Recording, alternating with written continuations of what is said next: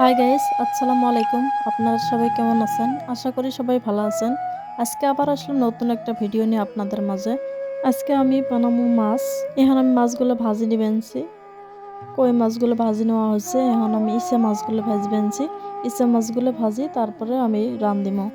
এতে গরম পানি করে নিছি। আমি গরম পানির মধ্যে এখন আমি কচুগুলো দিয়ে দিবেনছি। আর কচুগুলো এসে মাছ দিয়ে আজকে রান্ধিমো। কচুগুলো আমি করে দিলাম সিদ্ধ করার জন্য, দিয়ে কচুগুলো ঢাকি দিলাম। কচুগুলো সিদ্ধ হতে হতে আমি অন্য আরেকটা সবজি বানিয়ে নেই। এতে পেঁয়াজ দিয়ে দিলাম কড়াইয়ের মধ্যে, তারপরে দিলাম জিরে বাটা, তারপরে দিলাম মরিচের গুঁড়ো আমি এতে 2 চামচ দিমু, তারপরে হলুদ দিমু, তারপরে দিয়ে দিলাম লবণ, তারপরে দিমু ধনিয়ার গুঁড়া। মশলাগুলো সব দেওয়া শেষ হচ্ছে। এখন তেল দিয়ে মশলাগুলো ভালো করে মাহি দিমু। মাহি দেওয়ার পরে আমি মাছগুলো এতে দিয়ে দিমু। দেন মাছ শেষ হচ্ছে, এখন মাছগুলো আমি দিয়ে দিবেনছি।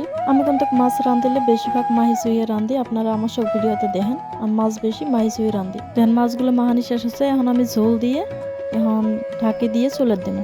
চুলের দেওয়ার পরে কিছুক্ষণ জাল হবার দিমু। কিছুক্ষণ জাল হওয়ার পরে এখন আমি উদম করিয়ে দেখেন জুসগুলো অনেকটা কমে গেছে। এখন আলুগুলো আমি দিয়ে দিবেনছি। আলুগুলো দেওয়ার পরে ঢাকি দিয়ে আর কিছুক্ষণ জাল করি। আমি এলে তরকারি জাল হতে হতে এলে এখন চুলের দিই। পরে চুলের দিকে তেল দিছি, তেলগুলো গরম হচ্ছে। এখন আমি রসুন দিয়ে দিলাম, তারপরে দিয়ে দিলাম পেঁয়াজ।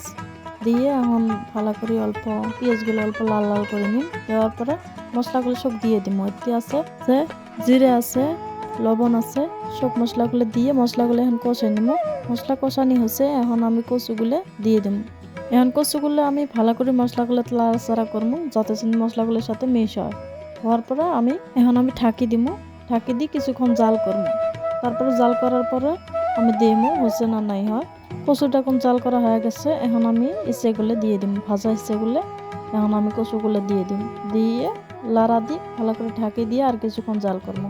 তরকারিগুলো জাল হতে আমি এই তরকারিগুলো দিই। ঝোলটা আড়াইছে না নাই আডা, এখন ঝোলটা অনেকটা আড়ে গেছে। গ্যাসটা আমি এখন অফ করে দিলাম।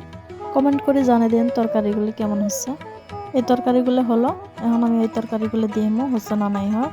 এই তরকারি ঝোলটা অনেকটা আড়ে গেছে। এখন আমি এটা নামে নেব। এখন তরকারিগুলো লাড়া দিয়ে এখন আমি গ্যাসটা অফ করে দিলাম। দেওয়ার পরে তরকারিগুলো দেখেন কালারটা এখন খুব সুন্দর হচ্ছে।